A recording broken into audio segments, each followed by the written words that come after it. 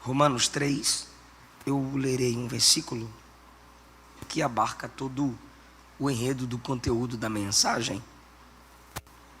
E mais uma vez eu peço que os que podem mantenham sua Bíblia aberta. Capítulo 3, versículo de número 20. Diz assim: por isso nenhuma carne será justificada diante de Deus pelas obras da lei, porque pela lei veio o conhecimento do pecado. Mais um versículo, por favor, que é o 23, até a vírgula. Porque todos pecaram e destituídos estão da glória de Deus. Todos pecaram e destituídos estão da glória de Deus. Podeis assentar, queridos. Graças a Deus por mais uma noite que Jesus nos concede estarmos em sua presença para bendizer o seu excelso nome. Mais uma vez, minha gratidão ao pastor Neemias, a todo o corpo de obreiros, toda a sua família, pelo carinho de sempre. Que o Senhor Jesus vos abençoe. Ainda há alguns livros disponíveis lá na saída, se os irmãos quiserem adquirir, R$20 cada livro. Queridos, eu quero falar com vocês, subordinado ao tema, a depravação total. A depravação total. O que isso significa? Significa que diante da beleza, da santidade de Deus, todo ser humano é caído, falido, sujo, imundo. Todo homem, com sua natureza humana, carnal, ele não tem nenhuma capacidade em si mesmo de buscar Deus, de desejar Deus. Ora, o que aconteceu? Aconteceu que, Gênesis 1, diz a Bíblia que Deus fez o homem conforme sua imagem e semelhança.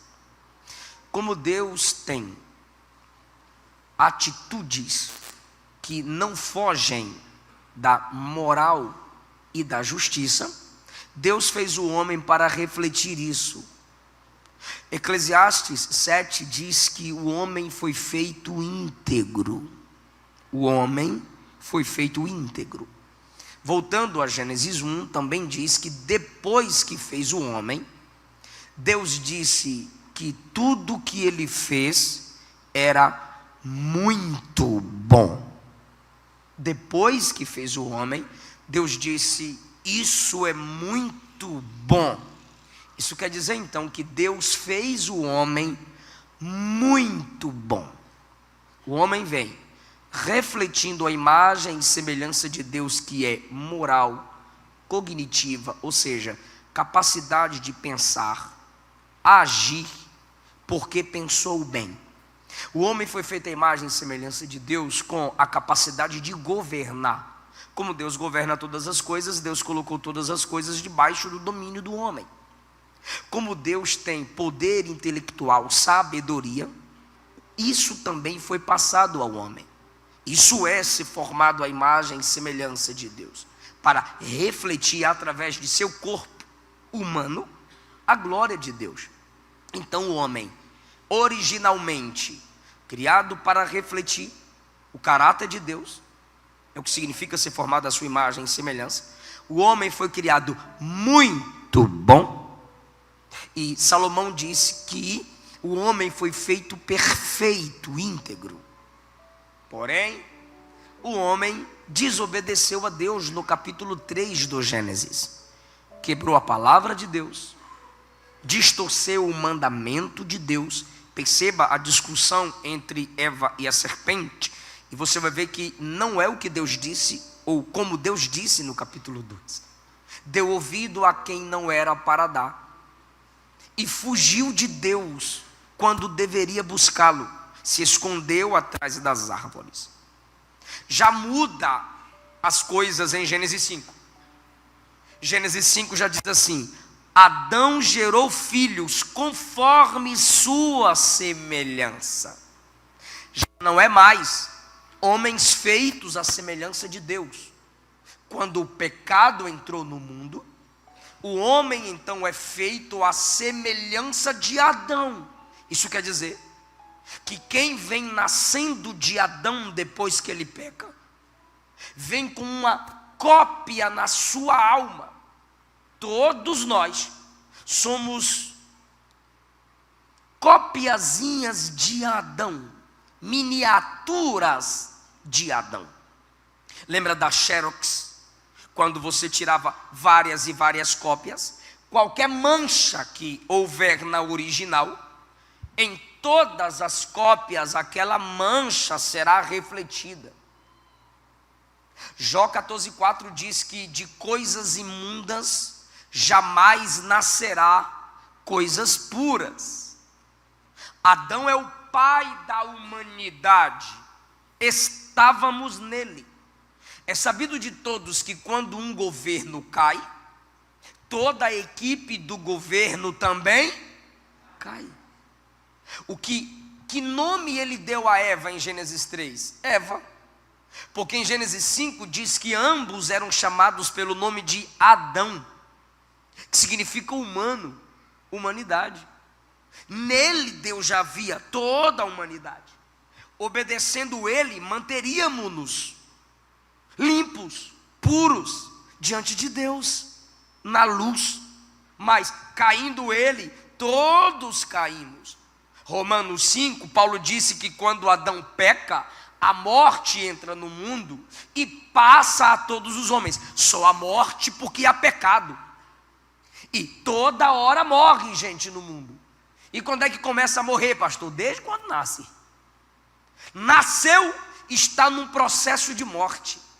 Gênesis capítulo 6 está escrito que as imaginações do homem eram más e se multiplicavam as suas maldades. Gênesis 8, a partir do 21, Deus disse: o homem é mau desde a sua meninice.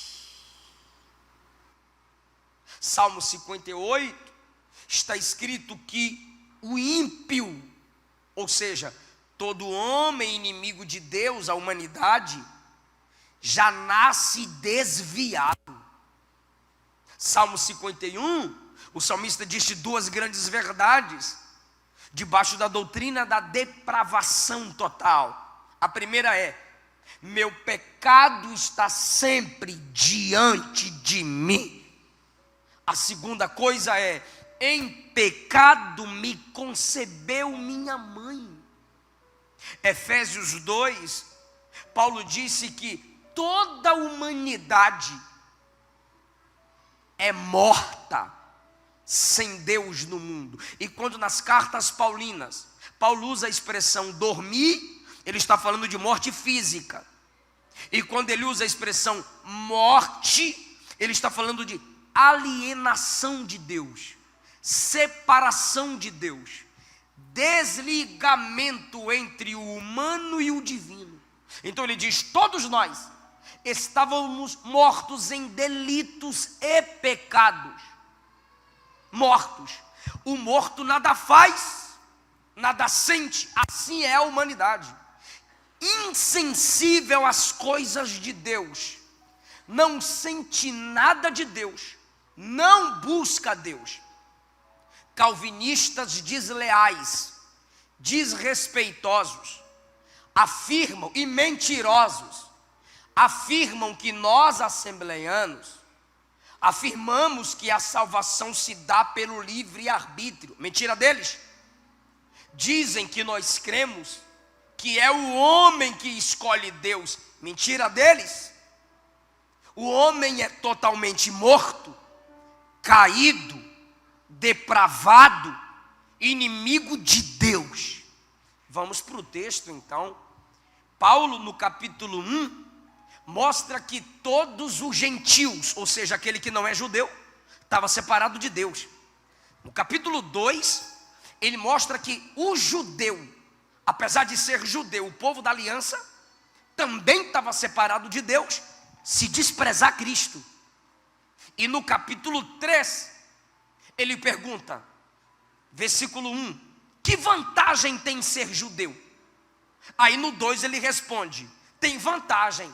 Qual vantagem? Aos judeus foi dada a palavra, os oráculos de Deus. Porém, vantagem na responsabilidade sim, favoritismo não. Que vantagem tem um filho da adolescência para a juventude? Ele não pode apanhar, ele não pode ser corrigido com uma criança. É a vantagem. Favoritismo não, vai ser corrigido. O pai e a mãe vai se enfurecer se errar. Da adolescência para a juventude, psicologicamente, não é normal, não é comum, não é legal, não é aconselhável corrigir do mesmo modo que corrige o pequeno. Paulo começa dizendo, que vantagem há em ser judeu? Há uma vantagem. A vocês foram dadas a palavra de Deus. Ou seja, a vantagem que o judeu tem para o mundo inteiro é, a eles foi dada a responsabilidade de representar Deus para o mundo, antes da igreja. Favoritismo não. Então quem é filho aqui, mais novo, percebe que o filho mais velho tem algumas vantagens que o mais novo não tem, porque o mais novo está num processo de desenvolvimento, precisa de um cuidado a mais. Favoritismo não. Os pais amam os filhos da mesma forma. Então Paulo diz, o judeu tem que vantagem? Responsabilidade. É o povo mais antigo antes da igreja. Favoritismo não. Por quê? Porque tanto o judeu quanto o gentio, todos pecaram. Ele entra na doutrina da depravação a partir do 9, ele diz, pois que somos nós mais excelentes, nós quem? Judeus, que Paulo é judeu, da tribo de Benjamim. Somos nós mais excelentes? De maneira nenhuma. Já dantes demonstramos que tanto judeus como gregos, Paulo usa a expressão grego aqui, que era a língua do seu tempo, para identificar aqueles que não eram judeus. Então ele diz, eu já demonstrei no capítulo 1 e no capítulo 2, que tanto judeu como gentil, ou judeu ou grego, são pecadores. Todos estão debaixo do pecado. Está escrito no versículo 9. Todos estão debaixo do pecado. O que é a depravação total? É que a humanidade, quando eu usar a expressão homem aqui, eu não estou falando só de macho não. Eu estou falando de humanidade. É um termo bíblico para se referir à humanidade. Adão, homem, humanidade, tem o mesmo significado. Então o texto diz, todos estão debaixo do pecado. O pecado é uma carga sobre todos. Sobre todos.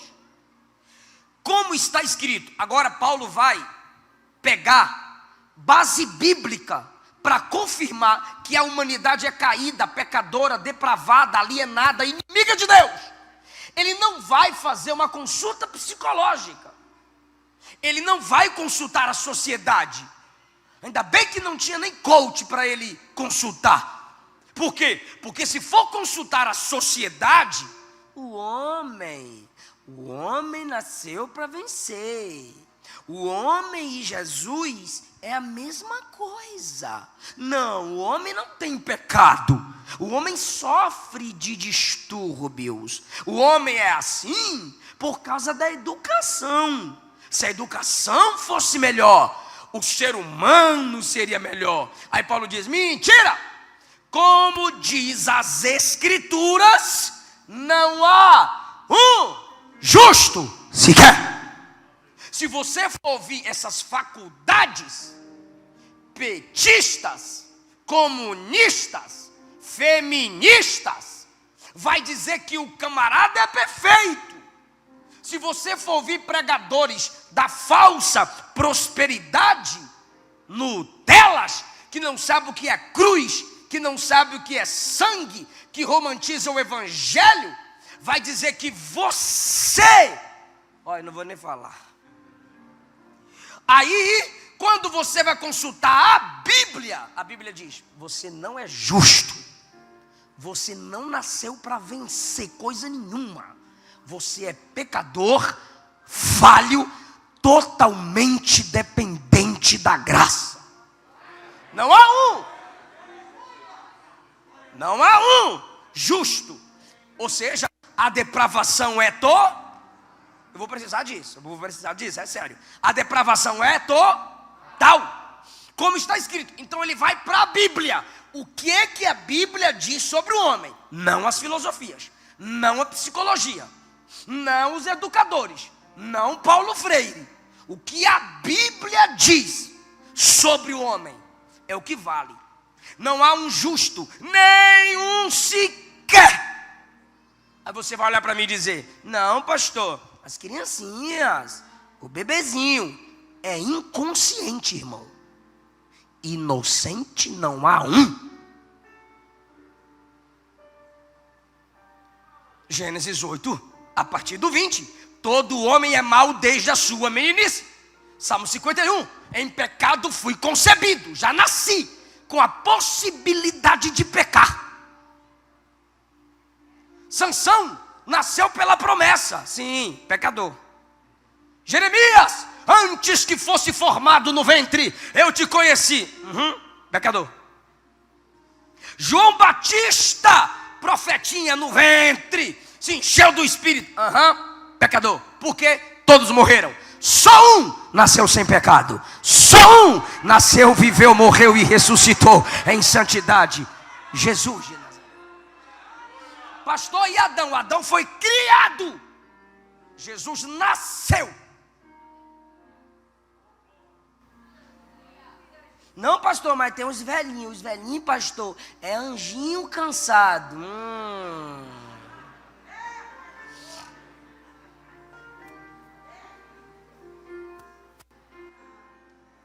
Noé tem 500 anos.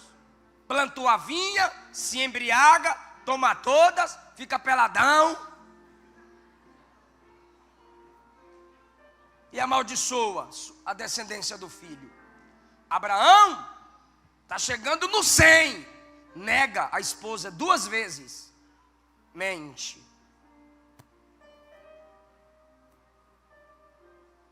Nabucodonosor já estava coroa. Olhou para a Babilônia e disse: eu sou o cara, eu construí pela minha glória. Quem odiou Jesus e o mandou para a cruz? Os veão, fariseus. Não há um justo sequer. O único ancião na Bíblia que não vive na prática do pecado e que não tem pecado em sua natureza são os 24 anciãos que cantam Santo, Santo lá em cima. Não, pastor, a mulher é uma benção. A mulher é anja. O homem é que não presta, pastor. Né, feministinha? O homem que não presta, patriarcal. Foi a irmã Eva que foi conversar bobagem com a serpente, viu?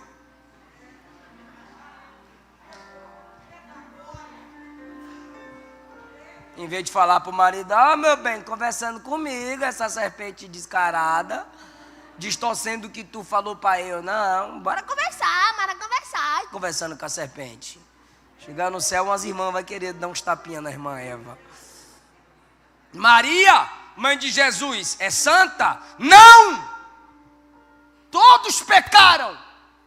Quando ela recebe a mensagem, ela disse: faça a sua vontade na vida da sua serva.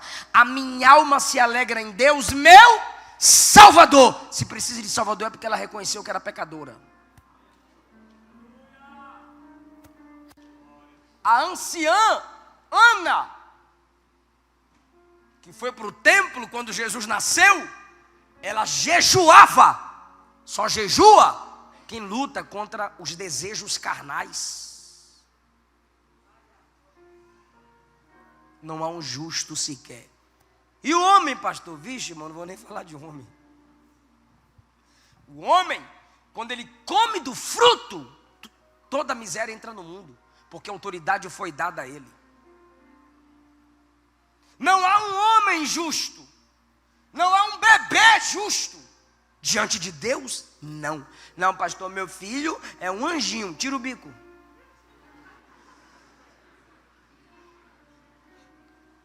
Não dá de mamar quando ele chorar. Tira o desenho. Eliseu filho tem 2 anos, estava desviado esses dias lá em casa.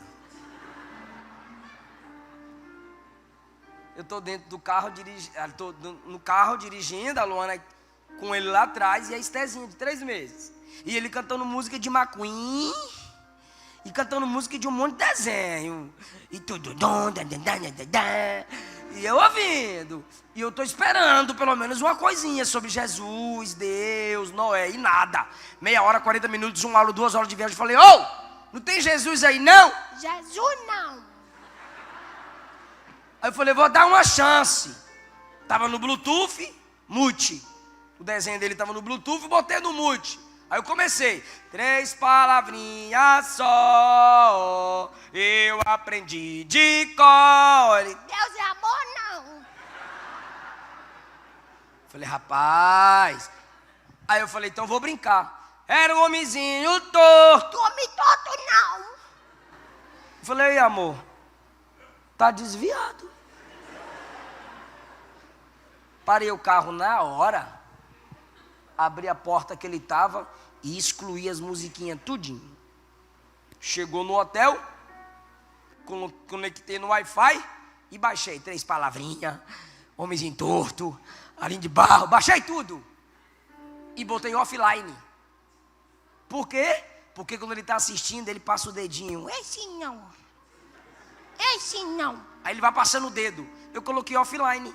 E só ficou lá os que eu baixei. Irmão, esse menino demoniou. Eu quero terreno! Eu quero terreno! E eu botei o celular acima da cabeceira onde ele não alcançava.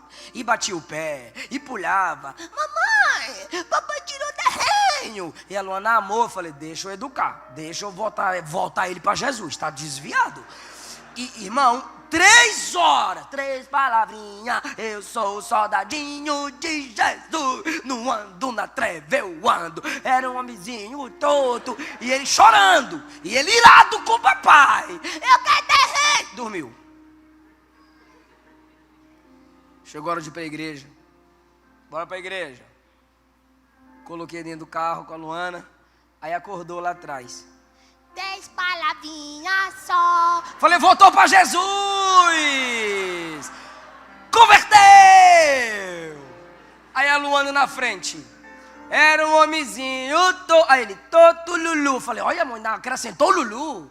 Morava na casinha Tota Lala. Falei, ó, aí, ó, já virou compositor. O menino tá querendo de novo. Você vai chamar seus filhos para orarem. Eles vão dizer, vai fazendo mais hora. Coloca para jejuar, coloca para ler Bíblia. Como eu falei hoje aqui pela manhã, Deus não vai cobrar de você se eles se perderem, mas Deus vai cobrar de você se você não ensinar.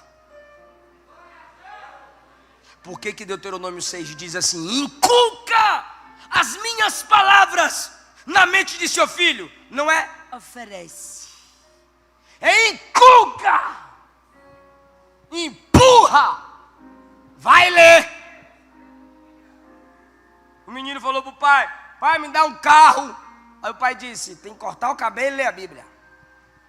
Aí ele leu a Bíblia e não cortou o cabelo. Pai, já li a Bíblia toda, está aqui o plano de leitura. E o pai perguntou, e o cabelo? Ele disse, Sansão era cabeludo. Aí o pai respondeu, mas andava a pé.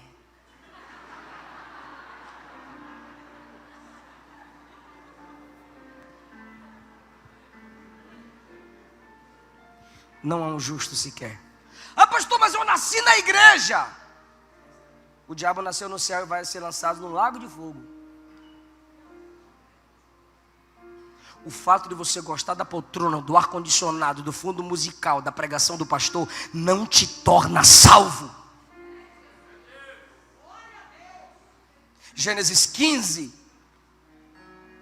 Abraão disse a Deus: o herdeiro de tudo que tenho será o nascido na minha casa. Deus disse: quem nasce na casa não é herdeiro. Tem gente que nasceu na casa, mas não nasceu do pai. Está aqui porque gostou das meninas, está aqui porque gostou das músicas, está aqui porque gostou da poltrona, mas não está aqui por causa de Jesus. Não há um justo sequer.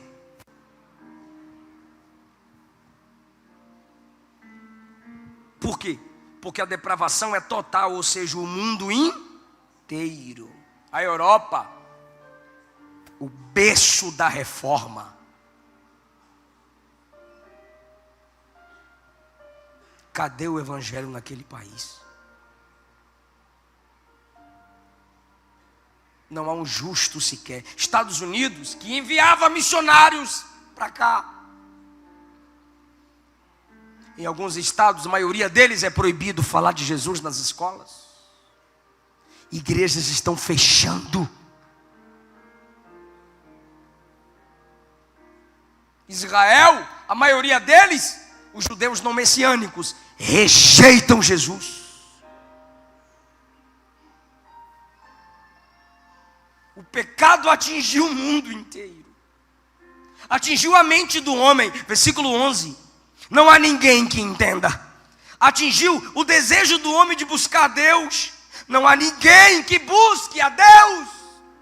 Não há ninguém que busque a Deus. No dia que você aceitou Jesus, não pense que foi por sua causa. Foi Ele que atraiu você pela graça. Foi Ele que buscou você.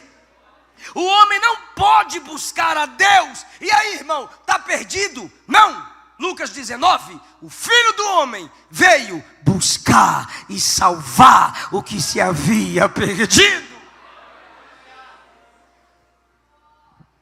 1 João 4, nós o amamos. Por quê? Porque Ele nos amou primeiro. Não há ninguém que busque a Deus. Qualquer pessoa que estiver buscando Deus aqui, é uma resposta. Deus ter buscado você.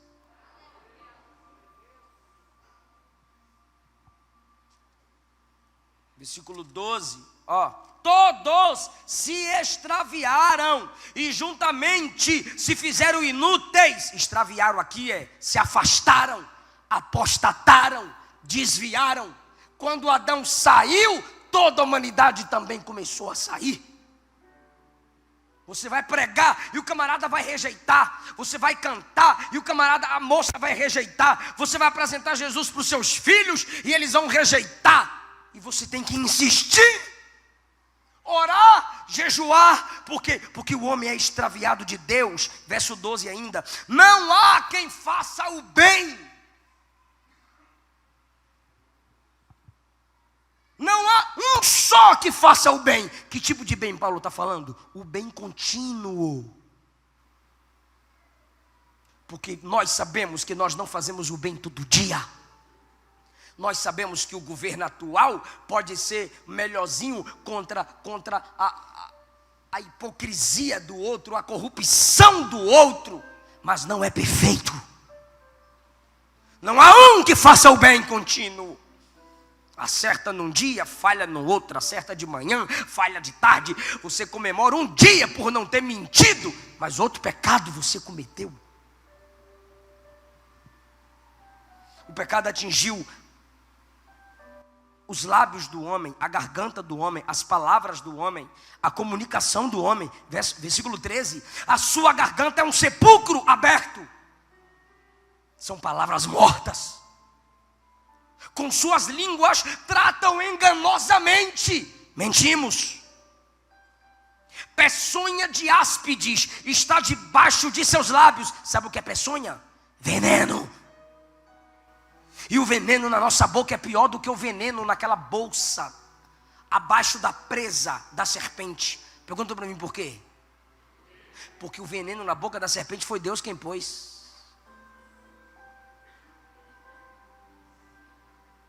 Deus não coloca veneno na nossa boca. É a nossa natureza caída. Nós caímos quando nossos pais conversaram com a serpente. E a gente herdou até o veneno da serpente. O veneno na serpente se faz remédio para curar. O veneno na nossa boca mata. O veneno na serpente mata o corpo. O veneno na nossa boca mata a alma das pessoas. Quantas esposas destruídas pelas palavras de seus maridos. E vice-versa. Que a irmã não é anja? Quantos filhos destruídos pelas palavras dos pais.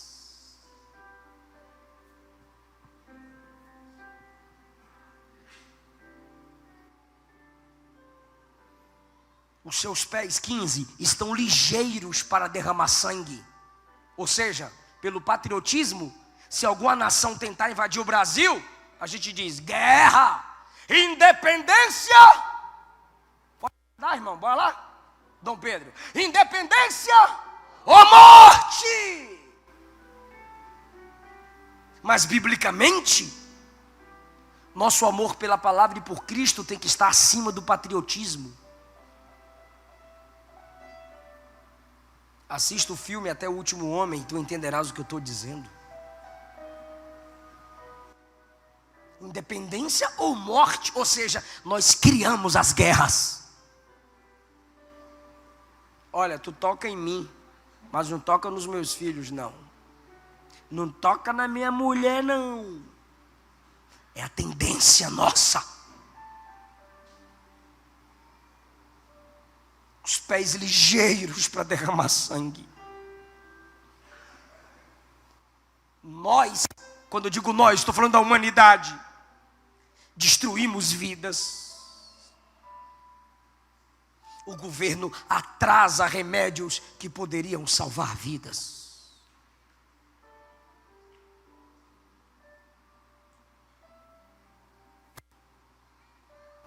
E também cria remédios que matam as pessoas. 16. Em seu caminho há destruição e miséria. O homem caído, sem Deus na vida, por onde ele anda, tem miséria. Onde o homem colocar a mão vai ter miséria. Vai ter destruição. Onde ele pisar, ou ele causa, ou ele é atingido. Mas a depravação é total. Não há temor de Deus diante dos seus olhos. Já percebeu? É só você olhar no YouTube. Tem gente morrendo. E tem gente filmando. Na queda de um grande repórter do Brasil, enquanto a mulher tentava arrancar o motorista do caminhão, onde o helicóptero do apresentador de TV bateu, os machinhos da minha geração filmando.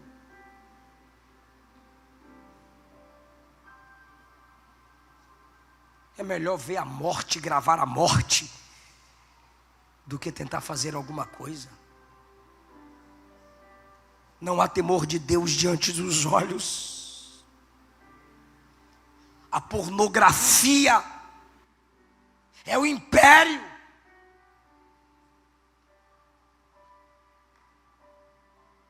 É um tráfico que alimenta o vício da cobiça. Nos homens desleais às suas esposas. Nos adolescentes e jovens viciados na masturbação. Não há temor de Deus diante dos olhos. A classificação indicativa não é mais respeitada. Crianças vendo sexos expostos. Querem doutrinar nossas crianças para a imoralidade através dos olhos.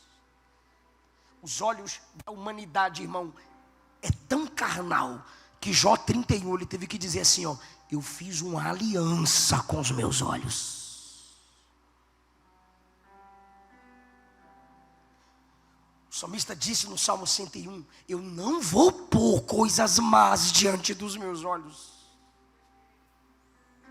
Não há temor de Deus nos olhos da humanidade, irmão. Eva viu o fruto, desejou e comeu. Acã viu a capa e tomou. Davi viu Batseba e a tomou para si.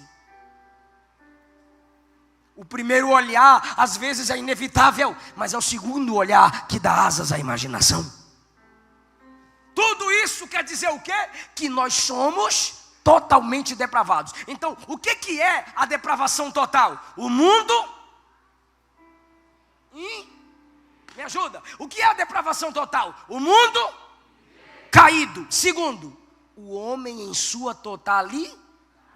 É isso que significa depravação total. Primeiro, o mundo inteiro é corrompido pelo pecado. Segundo, o homem em sua totalidade é corrompido pelo pecado. Acabamos de ler. Não entende. A boca é abismo, é sepulcro. Os pés são ligeiros para derramar sangue. Não há temor de Deus nos olhos. Paulo fala da cabeça aos pés que o homem é pecador. Membros que foram criados para a glória de Deus são usados para afrontar Deus, sua palavra, o evangelho. Pastor, você pode dizer: o senhor só está me apresentando o problema. É óbvio. E cadê a solução? Tu vai dar glória? Se eu mostrar a solução, tu vai dar glória? Vou perguntar de novo: tu vai glorificar se eu te mostrar a solução? Eu vou perguntar para quem está ligado. Para quem está ligado, só para quem está ligado. O pecado é total? A depravação é total? A totalidade do homem foi atingida pelo pecado? Então, irmão, é o seguinte: se a depravação é total, o mundo inteiro, se a corrupção é total, o ser inteiro, só outra totalidade pode anular isso. Eu vou ler e quem tem Bíblia já vai pegar. Mateus 28, 18. Disse Jesus: é-me dado todo poder no céu e na terra. A depravação atingiu a humanidade na sua totalidade, mas eu tenho total poder de perdoar, de restaurar, de lavar a humanidade na sua totalidade. Se o pecado tem alcance total, o poder de Jesus também é total. Quer saber a outra solução, irmão? Versículo de número 19. Olha o que ele falou para a igreja: portanto, ide e ensinai algumas nações. É isso? O que está escrito? Todas. O pecado, então imagine o diabo dizendo: o pecado entrou em todas as nações. Aí aparece Jesus e diz: mas a minha igreja vai também entrar em todas as nações.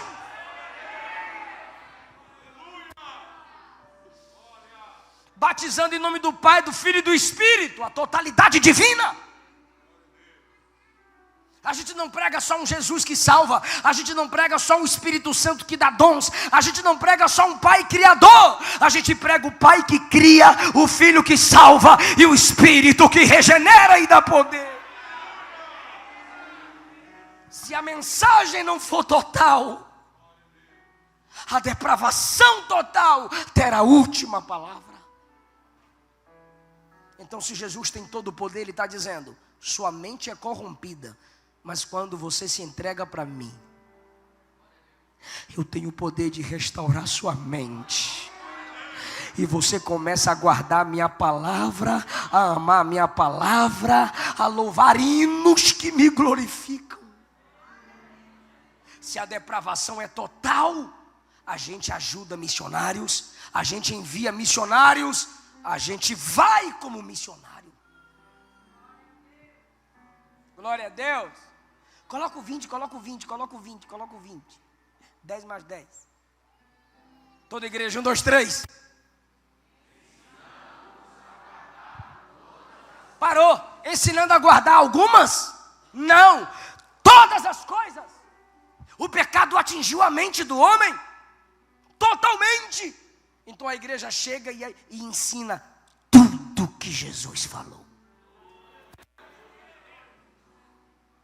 Ensinando a guardar todas as coisas que vos tenho mandado. Ah, agora é top. Continua. 1, 2, 3.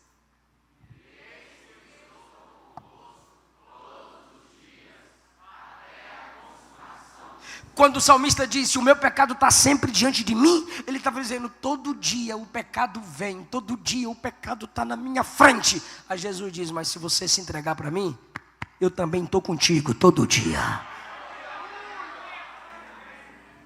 Mas eu escolho Deus, eu escolho ser amigo de Deus, eu escolho Cristo.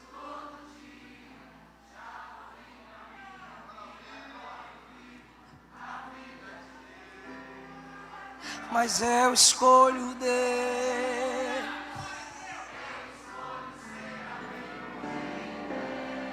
Aleluia. Aleluia.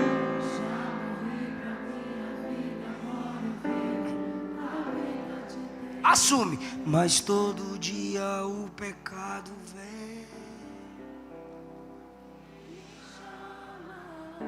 Todo dia vem.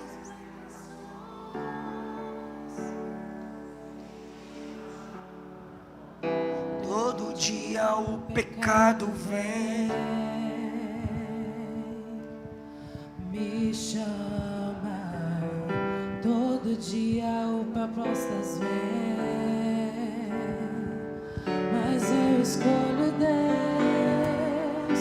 Cante Eu isso. escolho ser amigo de Deus. Cante isso. Eu escolho Cristo. Todo dia já morri pra minha vida e agora eu vivo a vida de Deus. Mas eu escolho Deus, eu escolho ser amigo de Deus, eu escolho Cristo todo dia. Já morri pra minha vida e agora eu vivo a vida de Deus. Então, pelo amor de Deus, guarde isso.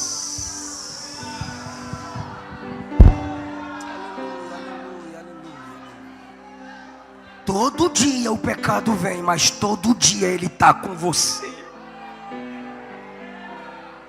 Todo dia a natureza humana quer te chamar para baixo, mas todo dia ele está dizendo, vem para cima, vem para cima, vem para cima. A diferença é que a sua natureza caída desce sozinha, mas para subir para ele você não sobe sozinho. Ele estende a mão e te puxa. Graça.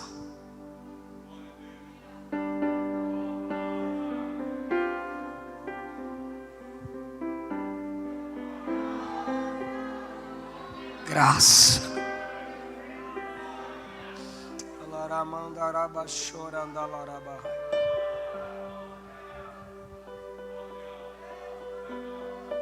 Deus sabe das suas guerras.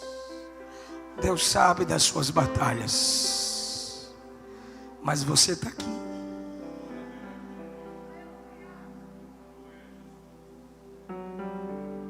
Você não desistiu dele.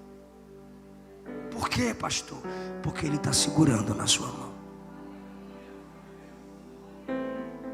Nenhum homem pode escolher Deus se Deus não atrair. Se fosse assim, não teria pregação para alguém aceitar Jesus. Eu me entreguei para Jesus. Alguém te evangelizou. Uma música tocou você. Deus usou alguém para falar com você. Ninguém vem a Deus por si só. Jesus disse, eu sou o caminho, Eu sou a verdade, eu sou a vida. Ninguém vem ao Pai senão por mim. A vida vem de fora. É Ele que ministra a vida. Os teólogos chamam isso de graça preveniente. Antes que você se entregasse, Ele já estava trabalhando ao seu redor.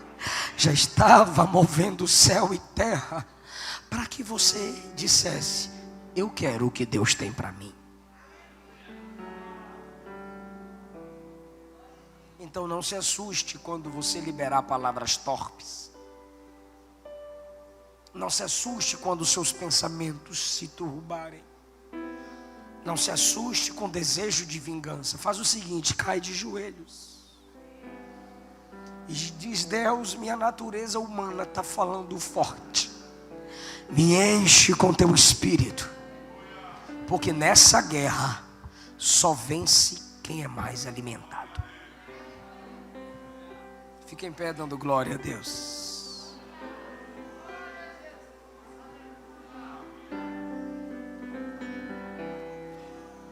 Você vai vencer pelo poder do sangue de Jesus. Você vai vencer o mundo, você vai vencer o pecado, você vai vencer o diabo pelo poder do sangue de Jesus. Deus te trouxe aqui para lhe dizer: eu te dou poder sobre a carne. Eu te dou poder sobre a carnalidade, sobre o mundo, sobre o diabo. A minha graça te basta. O meu poder se aperfeiçoa na fraqueza. Você tem que reconhecer: eu tudo posso naquele que me fortalece. Em Cristo Jesus eu sou mais que vencedor.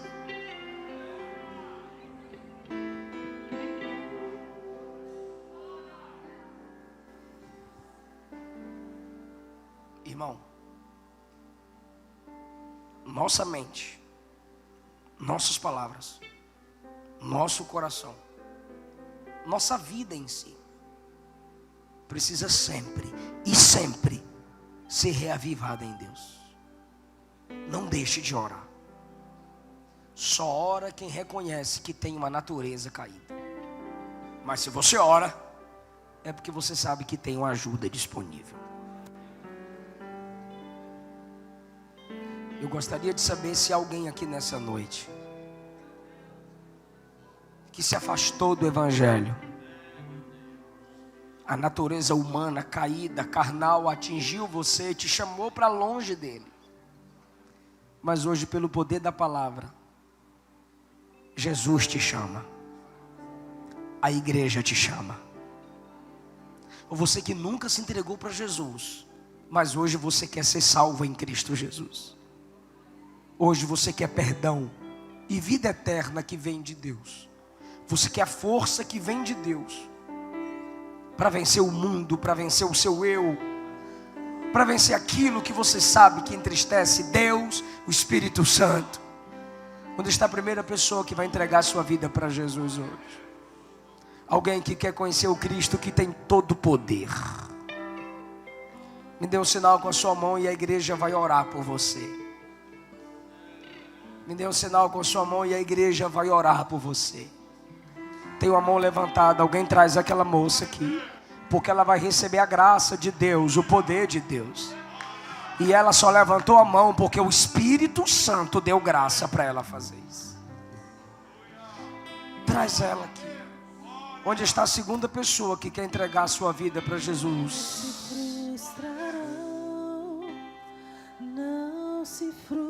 Onde está a segunda pessoa que vai entregar a sua vida para Jesus?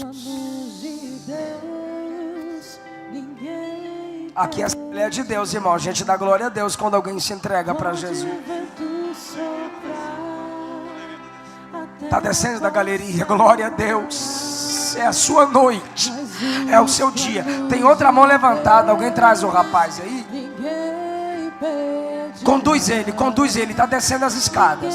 Pode te ajudar, ninguém pode. Glória a Deus. Mas se Deus tem sua natureza é caída, mas o Salvador está de pé. sua natureza é de baixo, mas quem te salva é de cima. Ninguém pode te levantar, mas se Deus tem um plano contigo, ninguém impedirá, pois eu estou contigo. Onde está a terceira pessoa que vai se entregar para Jesus? Eu estou contigo, filho, eu estou contigo. Eu quero orar por você. Filho, eu estou contigo. A igreja vai orar por você. Eu estou contigo, filho. Onde está a terceira pessoa para Jesus? A igreja vai te ajudar. A igreja é o instrumento de Deus na terra para te ajudar. Alguém fica com ela. A igreja é o instrumento de Deus na terra para te ajudar. A igreja é o instrumento de Deus na terra para te fazer ir mais longe. Eu estou contigo, filho. Eu estou contigo. Onde está a quarta pessoa para Jesus? Eu estou contigo. E se teu barco parecer que vai naufragar, está balançando, Vem para Jesus. Você sabe que Deus falou com você. Você não vai conseguir parar de mentir, de roubar, de enganar, de desonrar, de desrespeitar, de trair. Não vai. Sem Jesus não consegue. Sobre as águas está dando uma ordem para o vento. Sem a graça não consegue. Sou eu dono daqui, sou eu dono do mar. Sou eu, sou eu, sou eu, sou eu.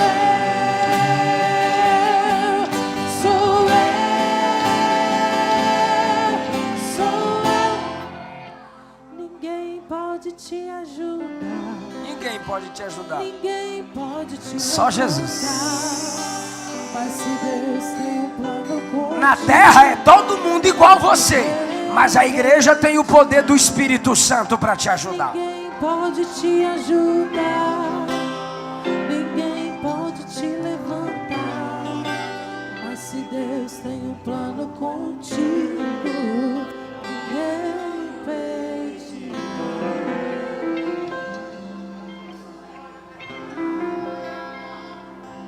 Estenda as mãos para essas pessoas, irmãos. Senhor Jesus, tua palavra toca, teu espírito regenera, seu sangue lava e purifica. É a noite que o Senhor marcou para marcar essas pessoas. Hoje foi a noite que o Senhor marcou para salvar, para libertar, para transformar, para avivar. Eles caíram, mas a promessa está de pé. Perdoa, Jesus. Levanta-os para a glória do seu nome. Vocês que vieram à frente, abaixa a cabeça em humildade. Abaixa a cabeça em humildade. E repete o que eu vou dizer. Vocês três aqui à frente, digam após mim: Senhor Jesus, pela tua graça, recebe-me, me fortalece, me aceita na sua família, não desiste de mim, mantenha o meu nome no teu livro.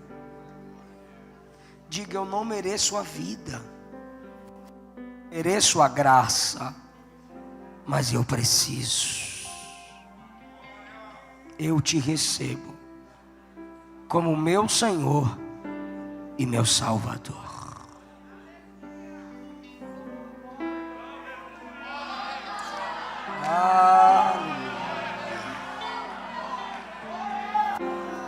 O pastor de vocês vai orar por vocês.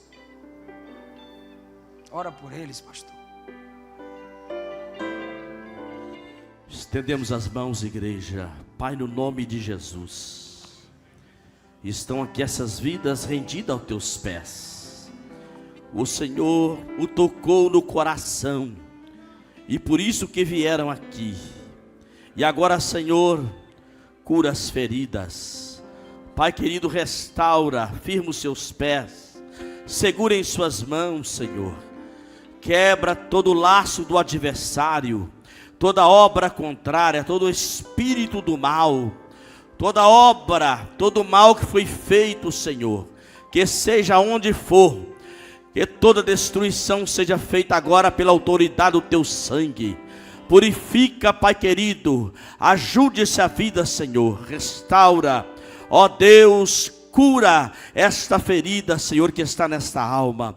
Pai, viemos agora pedir, agora que escreve o nome delas no livro da vida, perdoando os seus pecados e o ajudando em nome de Jesus. Lhe pedimos a tua bênção, agora e sempre. Amém, amém. A igreja pode aplaudir pela vida dessas pessoas que estão aqui à frente. Glória a Deus. Isso, dê um abraço nelas. Glória a Deus. Glória a Deus.